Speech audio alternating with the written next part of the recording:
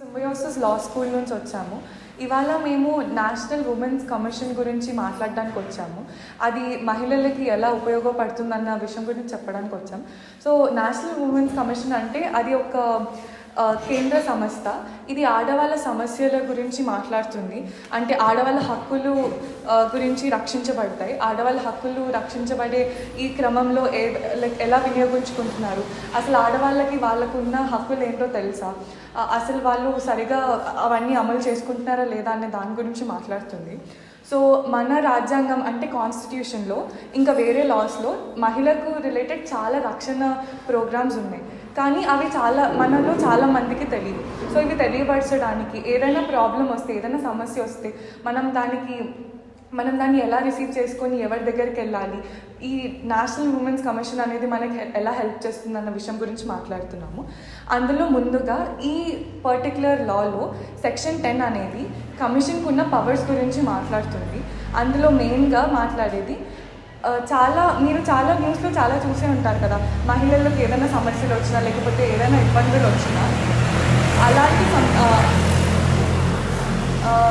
మహిళలకు ఏదైనా సమస్యలు వచ్చినా ఏదైనా ఇబ్బంది వచ్చినా అలాంటి టైంలో మనకి ఇప్పుడు మహిళగా నాకు ఏదైనా సమస్య వచ్చింది అనుకుంటే నాకు ఎక్కడికి వెళ్ళాలో తెలియదు, నాకు దాని రెమెడీ ఏంటి, దాని పరిష్కారం ఏంటి, ఎక్కడికి వెళ్ళాలో తెలియదు. అలాంటి టైంలో మనం ఈ నేషనల్ ఉమెన్స్ కమిషన్ది సపోర్ట్ తీసుకోవచ్చు. అదే కాకుండా ఇప్పుడు నాకు ఏదైనా సమస్య వస్తే నా తరపున మీరు కూడా నిలబడవచ్చు, మీరు కూడా వెళ్ళి కోర్టులో కేసు వేయవచ్చు, మీరు కూడా దానికి తరపున వాదించవచ్చు. సో ఇలాంటి విషయాల గురించి అంతా ఈ నేషనల్ ఉమెన్స్ కమిషన్ అనేది చెప్తుంది. ఇదంతా కాకుండా ముఖ్యంగా ఇప్పుడు ఊర్లలో కానీ ఈ కాలంలో చాలామంది ఆడవాళ్ళు చదువుకోలేరు, కానీ వాళ్ళ కాళ్ళ మీద వాళ్ళు నిలబడాలి అని అనుకుంటారు, వాళ్ళు సంపాదించాలనుకుంటారు, కానీ వాళ్ళు చదువుకోని కారణంగా వాళ్ళకు ఉద్యోగం లాంటివి ఏం లేదు. కానీ మీరు మీ ఇంట్లో ఉండి కూడా మీరు బిజినెస్ చేసుకోవచ్చు. బిజినెస్ అంటే పెద్దది అవ్వాల్సిన అవసరం లేదు. మీకు ఒకవేళ కుట్టడం అలాంటివి వస్తే అలాంటి కుట్టు మిషన్ కానీ మీకు తగిన బిజినెస్ మీరు చేసుకోవచ్చు. దానికి ఆర్థికంగా సహాయం నేషనల్ కమిషన్ కూడా చేస్తుంది. వార్డ్ మెంబర్స్ ఆడవాళ్ళు ఉంటారు, వాళ్ళకి మగవాళ్ళు ఉంటారు, ఆడవాళ్ళు ఉంటారు. కొన్ని చోట్ల అయితే కొన్ని పంచాయతీలు కేవలం ఆడవాళ్ళకి రిజర్వ్ అయి ఉంటారు కదా, అంటే కొన్ని ఆడవాళ్ళే అక్కడ పోటీ చేయగలుగుతారు. కానీ అలాంటి చోట్ల చాలా చోట్ల ఎలా జరుగుతుంది, పేరుకి మాత్రం డాక్యుమెంటేషన్ లో ఆడవాళ్ళు ఉంటారు, కానీ పని చేసేది ఎవరు అంటే మగవాళ్ళే చేస్తారు. ఈ ఆడవాళ్ళు ఏదో గవర్నమెంట్ ఇక్కడ రిజర్వేషన్ పెట్టింది, మనం పేపర్లోకి ఆడవాళ్ళ పేరు రావాలి అంతే అంటారు. ఆ ఆడవాళ్ళని అడిగితే వాళ్ళకి ఏం తెలియదు, నా పేరుందండి మా వారు చూసుకుంటారనే చెప్తారు కదా. సో ఇలాంటి విషయాలు మీకు మాట్లాడాలని ఉన్నా ఒకసారి మాట్లాడనివ్వరు. అలాంటప్పుడు మీరు కంప్లైంట్ కూడా చేయొచ్చు. ఫస్ట్ అర్థమైందా? ఇలాంటి ఆడవాళ్ళకి మేలు జరగడం కోసం ఆ పాలసీస్ తీసుకురావడం లాంటివి కూడా చేస్తున్నారు స్టేట్ కమిషన్. ఈ ఆడవాళ్ళకి ఎలా మేలు చేయాలి, ఆడ మగ వివక్ష లేకుండా ఎలా ఆడవాళ్ళు కూడా ఈక్వల్ గా మగవాళ్ళుగా ఎదిగి మేము పంచాయతీ ప్రెసిడెంట్ లాగా ఉండగలము అని చూపించు. అసలు మనకి ఆపర్చునిటీనే రావట్లేదు, మనకు అవకాశం కూడా ఇవ్వట్లేదు. పేరు చెప్తాం కానీ మనల్ని పని చేయనివ్వట్లేదు కదా. సో వాటి కోసం పాలసీలను తీసుకొస్తుంది, ఎలా బెటర్ చేయొచ్చు, సమానత్వం ఎలాగా ఇన్కార్పొరేట్ చేయొచ్చు. ఇప్పుడు అలాంటి ఇప్పుడు మీరు ఎట్లా కంప్లైంట్ ప్రాబ్లం వచ్చింది, కంప్లైంట్ నేను ఎలా ఇవ్వాలి అని డౌట్ వస్తుంది. సో 3 విధాలుగా చేయొచ్చు కంప్లైంట్. ఫస్ట్ థింగ్, మీరు డైరెక్ట్ గా వెళ్ళి కంప్లైంట్ రాసి సబ్మిట్ చేయొచ్చు. బట్ అదొక ఫస్ట్ మెథడ్. సెకండ్ మెథడ్ ఏంటి, మీరు అక్కడికి వెళ్ళలేరు కానీ రాసి పోస్ట్ చేయొచ్చు ఆఫీస్. అర్థమైనా?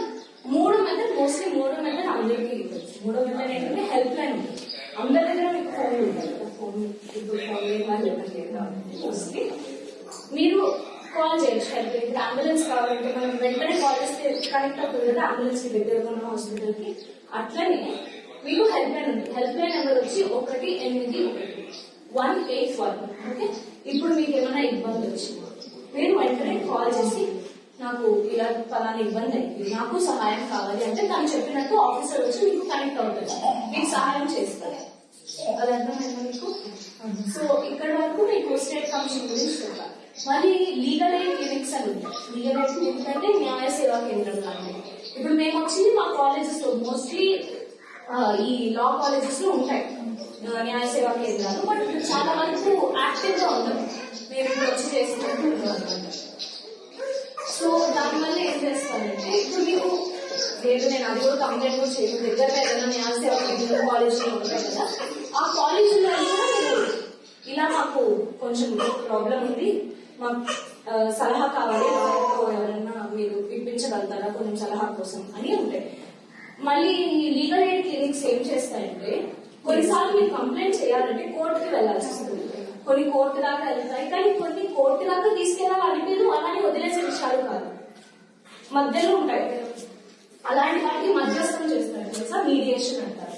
మధ్యస్థం ఏంటంటే ఇప్పుడు ఈ లీగల్ ఎయిడ్ సెంటర్స్ కాబట్టి మీకు ఇదమ్మా ఇది చేస్తే ఇలా అవుతుంది, ఇది నువ్వు ఇలా అంటే అవతల మనిషికి నువ్వు ఇలా ఉంటే ఇది ప్రాబ్లం అవుతుంది, మీరిద్దరు దీన్ని ఎలాగా మధ్యస్థం చేసుకుని మిమ్మల్ని కోర్టు దాకా మనీ ఖర్చు అవుతుంది. కోర్టు అంటే ఎన్ని సంవత్సరాలు అవుతుంది, ఒక్కోసారి ఖర్చు అవుతుంది.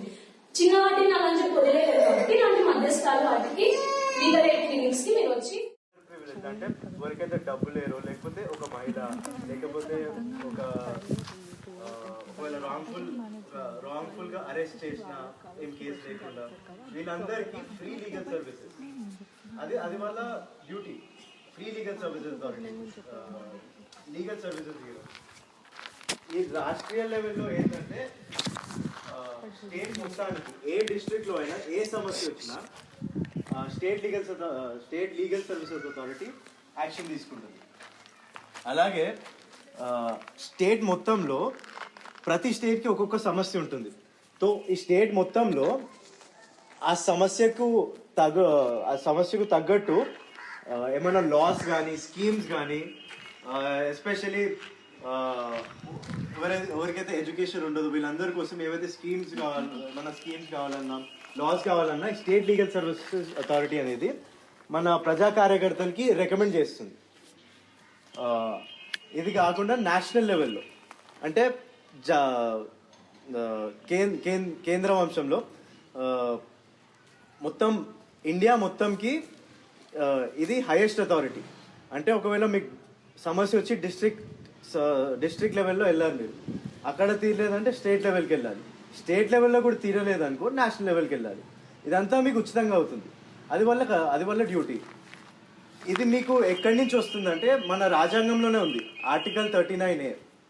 Article 39A calls for free legal aid. అంటే ఏ సిటిజన్కి ఏ సమస్య వచ్చినా, లీగల్ సమస్య వచ్చినా గవర్నమెంట్ అథారిటీస్ కానీ ఈ లీగల్ సర్వీసెస్ అథారిటీస్ ఎవరైతే ఉన్నారో వాళ్ళు ఫ్రీ లీగల్ ఎయిడ్ అంటే ఉచితంగా లీగల్ సర్వీసెస్ ఇవ్వాలని రాజ్యాంగం చెప్తుంది. నేషనల్ ఉమెన్స్ కమిషన్ అనేది ఒక కేంద్ర సంస్థ. బేసిక్గా ఈ సంస్థ పని ఏంటంటే ఆడవాళ్ళ హక్కులు ఎంతవరకు ఉపయోగించుకుంటున్నారు, లేకపోతే ఎంతవరకు వాళ్ళ హక్కులు ని రక్షించాల్సి వస్తుంది, లేకపోతే ఆడవాళ్ళ హక్కుల కోసం ఏమైనా స్కీమ్స్ తయారు చేయాలా, లేకపోతే గవర్నమెంట్కి ఏమైనా అడ్వైస్ చేయాలా అనేది వాళ్ళ పని.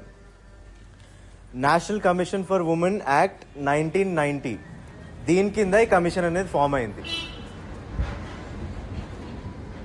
సెక్షన్ 10 ఈ యాక్ట్ యొక్క సెక్షన్ 10 ఏం చెప్తుందంటే మన కాన్స్టిట్యూషన్ ఇంకా వేరే లాస్ ఏవైతే ఉన్నాయో అవన్నీ ఉమెన్ ఇంకా అంటే ఆడవాళ్ళకి కొన్ని సేఫ్ గార్డ్స్ ఇచ్చింది.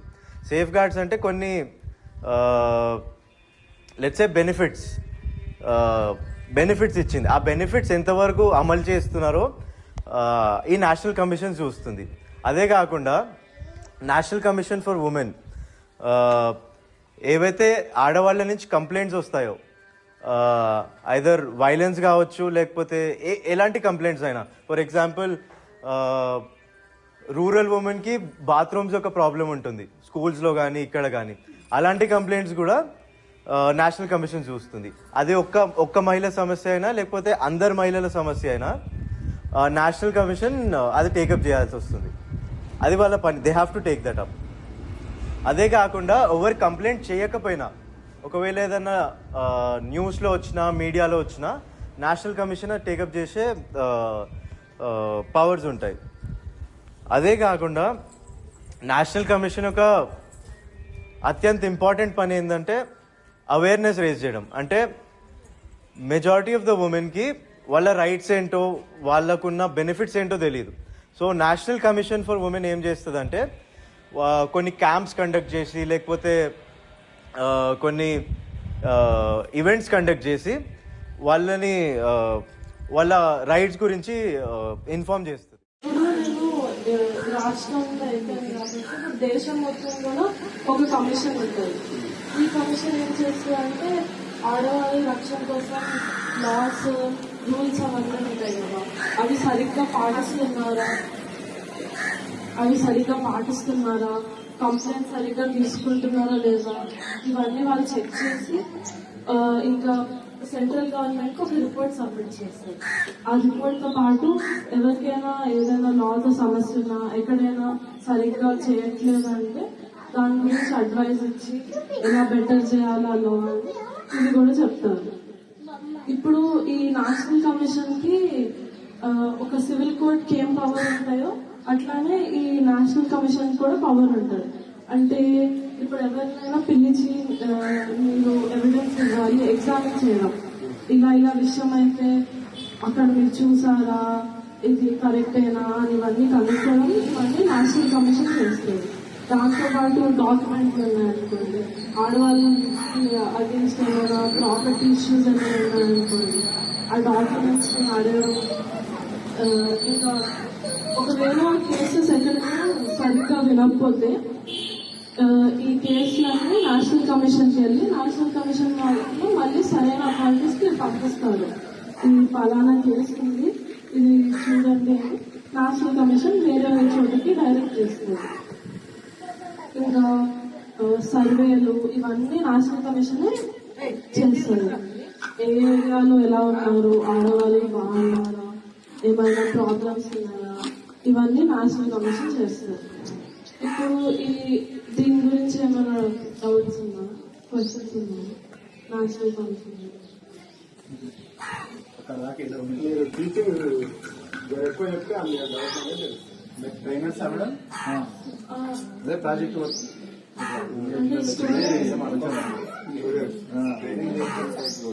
అదే అర్థం చేసుకోవడంలో కొంచెం ఇన్కన్వీనియన్స్ ఉంది. అర్థం చేసుకోవడం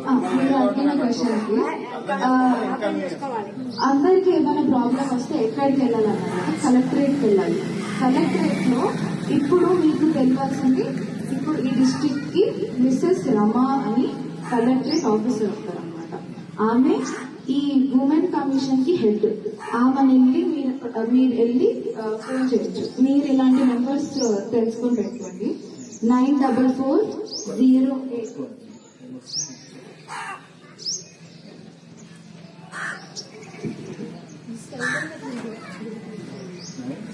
944-081-4537. ఇది ఉమెన్ ప్రొటెక్షన్ ఆఫీసర్. ఏమన్నా ఆడవాళ్ళ ప్రాబ్లమ్స్ వస్తే దీనికి ఫోన్ చేసి వాళ్ళ ప్రాబ్లం గురించి చెప్పచ్చు. వీళ్ళు ఇది జిల్లా స్థాయి, డిస్ట్రిక్ట్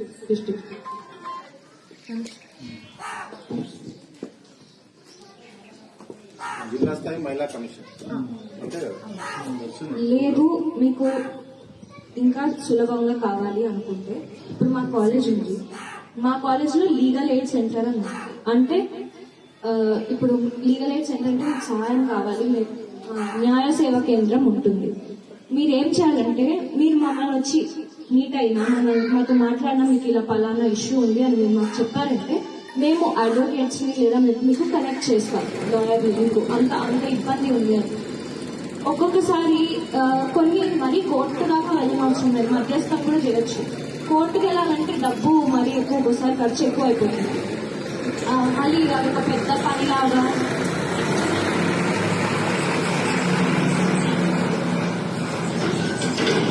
అసలు కోర్టుకి వెళ్ళడం అంటే నిజంగా చెప్పాలంటే కొంచెం పెద్ద పని, చాలా సమయం కూడా పడుతుంది.